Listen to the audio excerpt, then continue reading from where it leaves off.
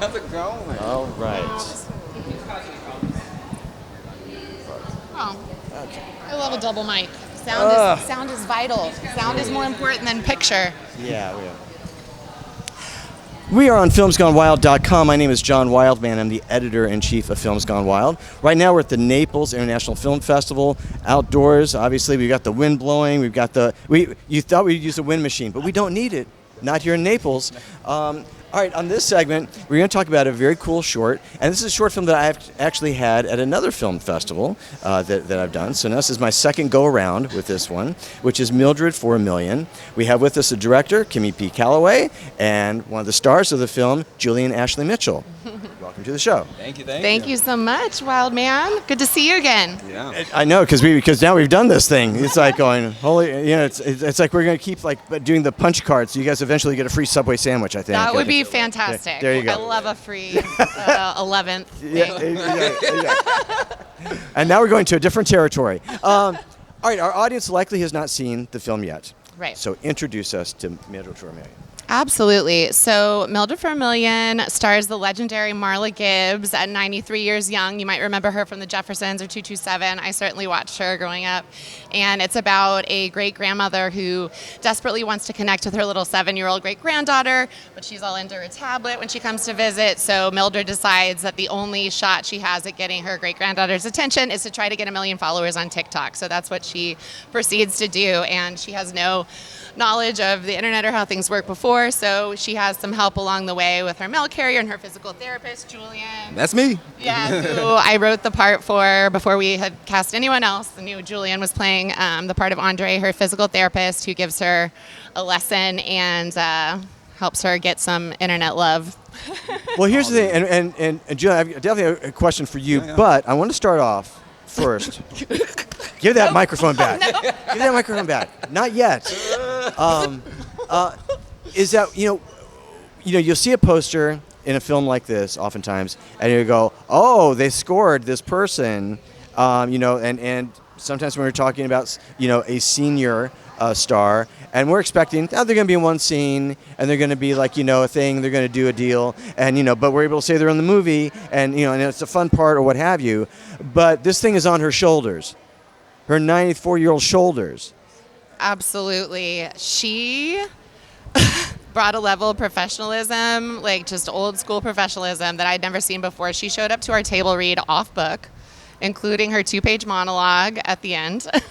She was so on point. I mean, she just it made everyone else want to work all that much harder, I think, and brought us all up, wanting to, just the level of respect and just the level of professionalism on set she set the bar for.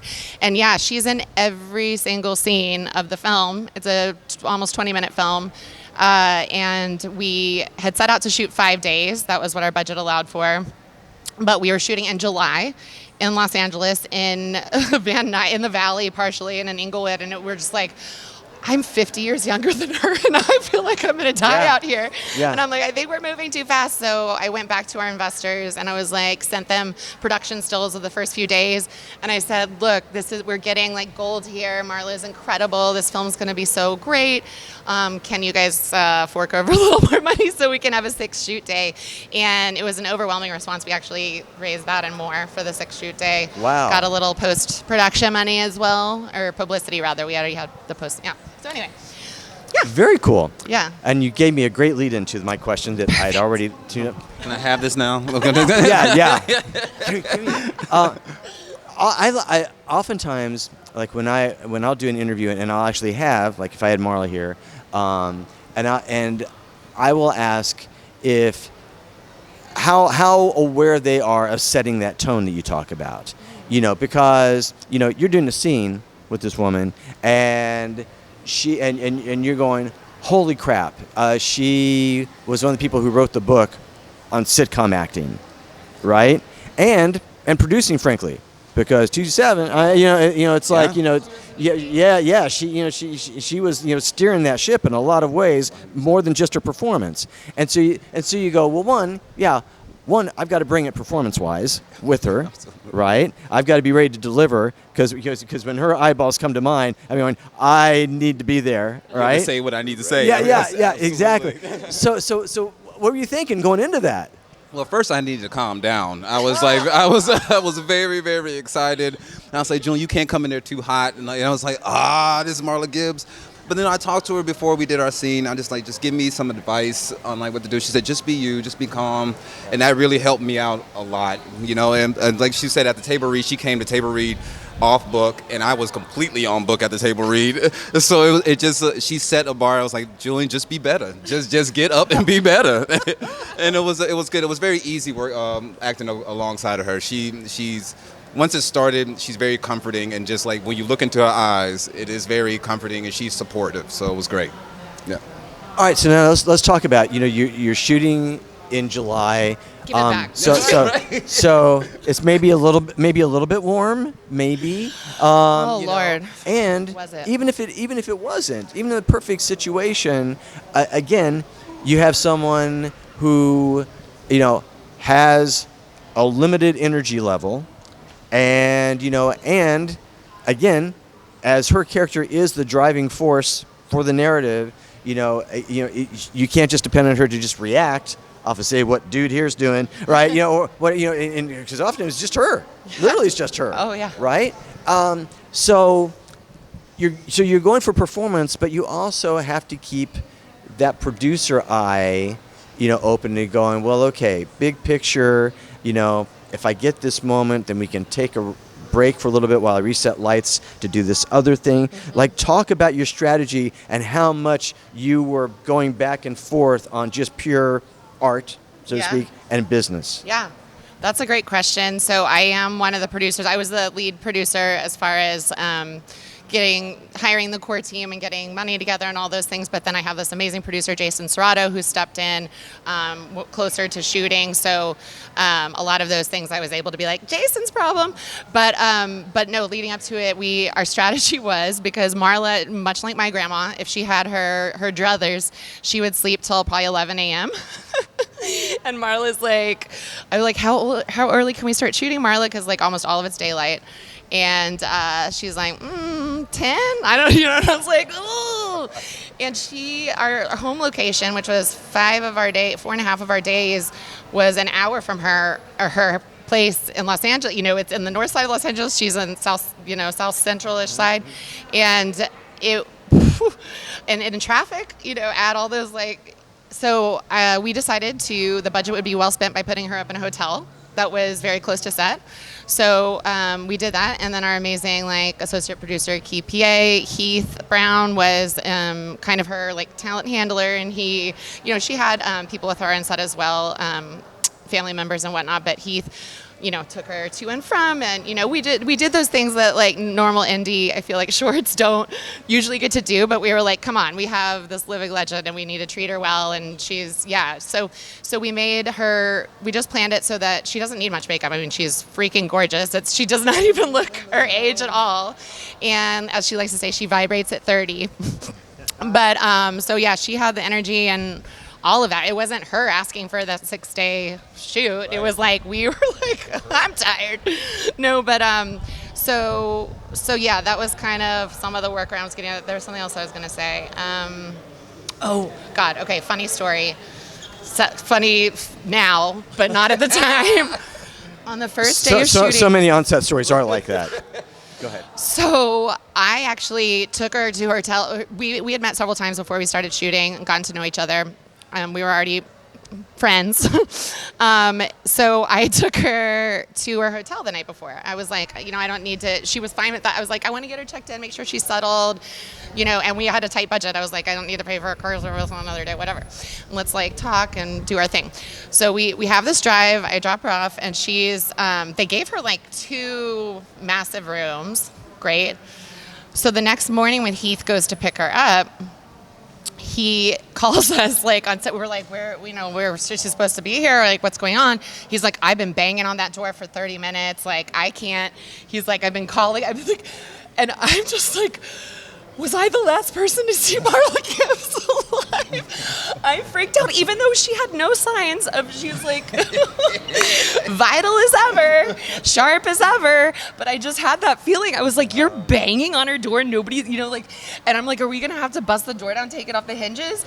So thank the Lord, she was in a room that they put her in a double suite, so he was knocking on the room that the number they gave us. She's actually in the one next door.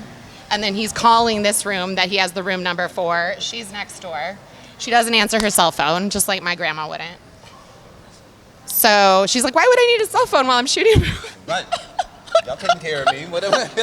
I need that. I had a shoot once where actor doesn't show up. I call the actor, and he's obviously in that morning thing where he's asleep, but he's not asleep.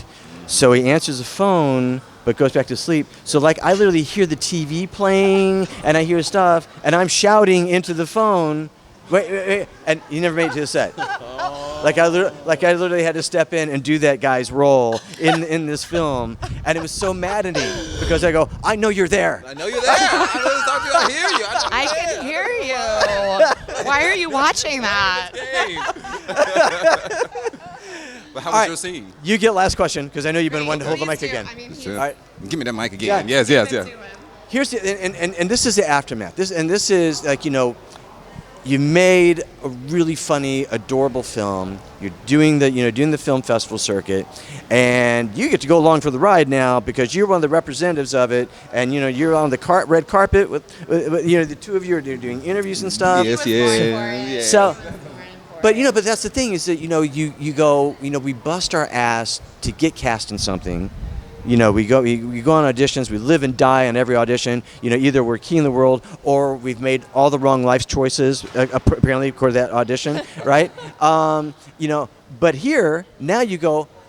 This thing actually did work out, and I've got these awesome scenes with freaking Marla Gibbs, and I get to talk about it or whatever. So, how much are you freaking soaking up this experience? I'm soaking up every bit of it. Y'all, if I was a sponge, y'all, if y'all could just wring out the sponge that I am, it would just be filled with Marla Gibbs gratitude. I am full of it. This is just like the coolest experience. Like, I just actually, like, because Naples Film Festival is taking care of people here. They are taking care of people. So, like, the whole red carpet, getting to talk to you and doing this whole thing, it feels so great. You know, this is what we work for. And like you said, like, you don't know if this is the wrong life decisions or the right life decisions. Whatever, this is where we got right now. This is where we are right now, and I'm just full of gratitude right now, man. This is great. This is absolutely great. And I have to say this too. We'll eventually we'll have a photo gallery on Films Gone Wild for the red carpet looks and everything, but the pants.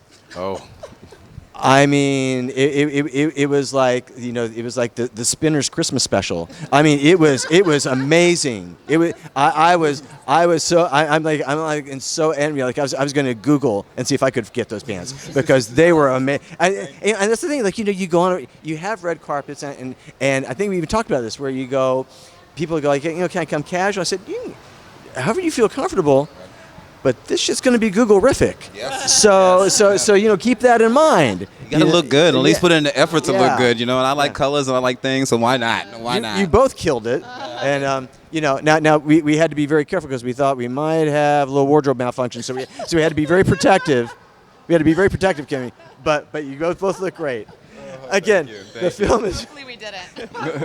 That I find out about later. The film is Mildred for $1 million. Oh, trust me, the photos will be safe. The film is Mildred for $1 million, short film screening at the Naples International Film Festival. Congratulations, both of you. Thank you so much. Thank you for having us. I appreciate this. Yeah, good to see you again. Absolutely.